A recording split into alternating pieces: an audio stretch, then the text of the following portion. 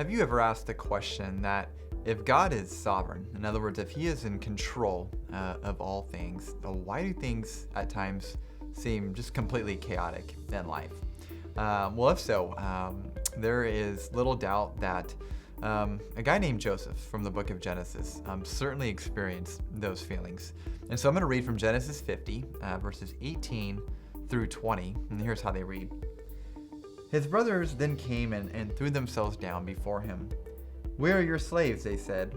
But Joseph said to them, "Don't be afraid. Am I in the place of God?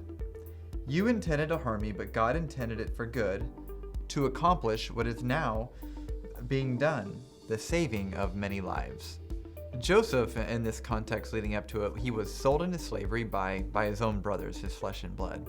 And then to top it off, down the line, he was unlawfully accused of raping his master's wife. He ended up spending about 13 years in prison. And no doubt, from Joseph's perspective, when it came to the sovereignty of God, the fact that he was actually in control was probably a very difficult concept to grasp.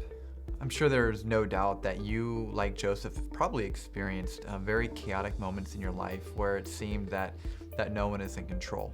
And I just want to encourage you that in spite of what may be seemingly like chaos or things out of control, I just want to assure you from the example of Joseph, that's not the case. In fact, verse 20 in the book of Genesis just clearly brings out the fact that although his brothers meant it for evil, that God in the midst was working it for good. And if he was working a seemingly chaotic situation for good for Joseph, he promises to do the same for those of us who call on his name.